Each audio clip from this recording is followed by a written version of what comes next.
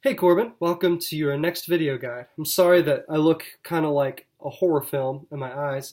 Right after we had our lesson last night, I came down with pink eye. So I gathered all the gunk out of my eyes so I could create these videos for y'all, my students. So, we have 2 weeks before we see each other next, so I'm going to throw 3 challenges at you. And my hope is that by just wrestling with these challenges for the next 2 weeks, even if you don't have them down perfectly, that'll give us something to work with next week. Because remember, even if it's not perfect, it's still helpful. So, the first challenge or objective is arpeggios. Now, that's a new fancy word. This is what it means. So you know how we've been learning chord shapes? Like, here's C, and there's G. And we've been strumming the whole thing. Well, an arpeggio is where you break it up. So a C arpeggio is going to be like this. So instead of playing it all together, you're just going, playing those 3 separate notes. Likewise, a G arpeggio for our use will use the same shape, the exact same shape as the chord we've been learning, but instead of playing it all together, you're just going to go.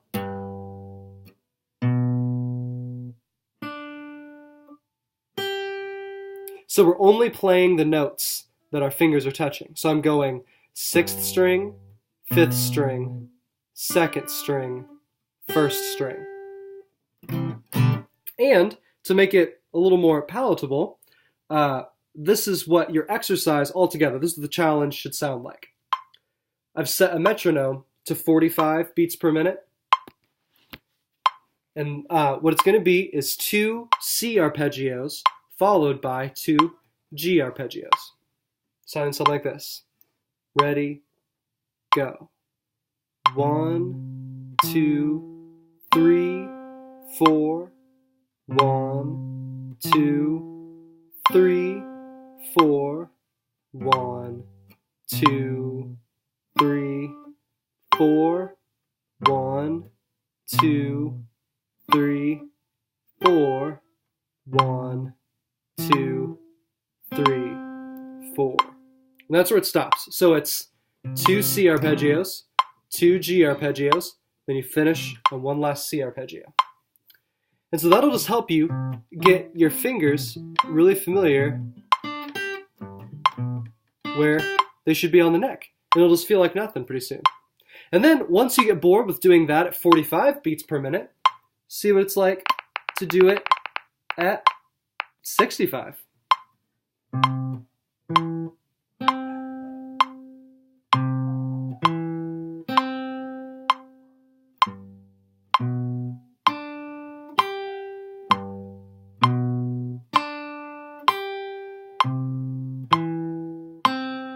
And if you get really adventurous, try 134.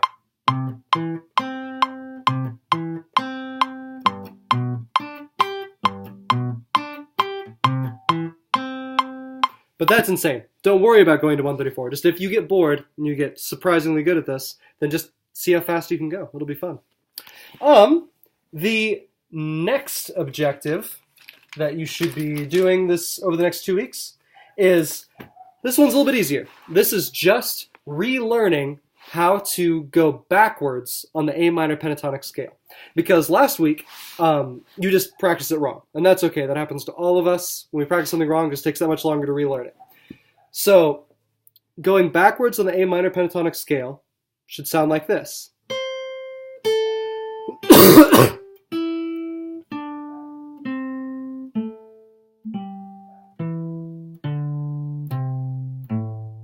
And what you did was this.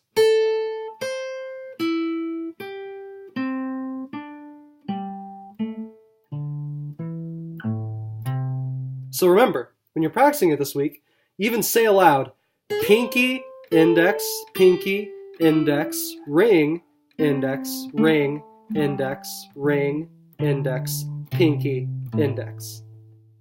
So yeah, if you can, and remember, always, when you were doing this week, always do down strokes.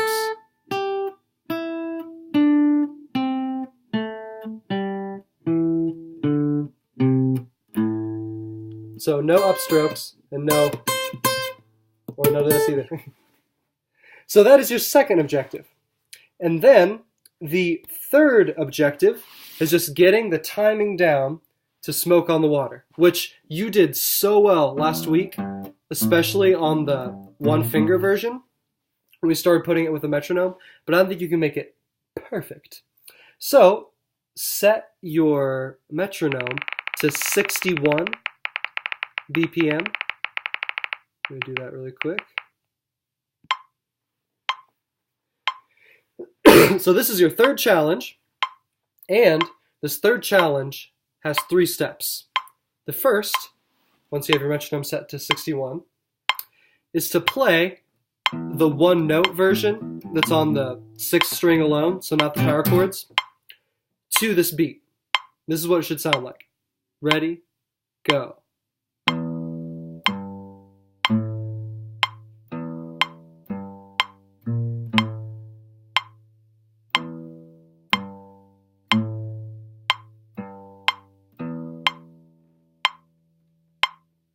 And it seems easy, but it's actually really hard because of the spaces in between the notes you play. So I think what will really help your practicing this week is to be able to listen for when there are longer spaces between the notes than you think there should be. Because you know the rhythm, you have it in your head. So listen to me play it one more time and think about when this click happens. Sometimes I'll hold a note and you'll hear 2 clicks. So listen to the spaces in between the notes when I play it this time. Ready, go.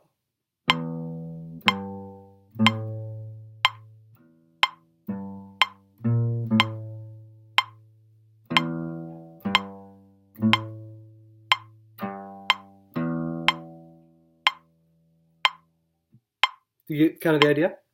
So once you do that and you're comfortable with it, to get your strumming back in motion, keeping your BPM, your metronome at 61, mute the strings, and strum the rhythm. Ready, go.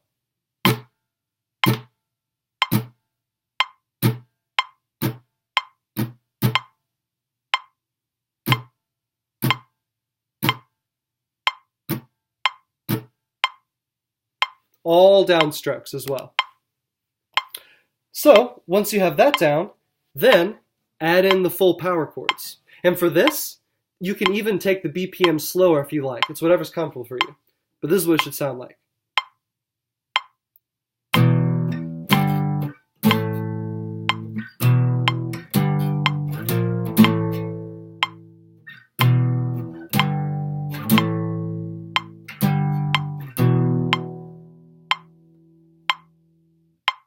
So if you practice that this week and next week, we should be ready to hit the ground running. And if you get stuck, if you feel like there's something that just isn't right, shoot me an email, shoot me a text. I would love to help you because I love working with you week after week. You do such good work. So yeah, those are your 3 objectives. The first one is the arpeggios.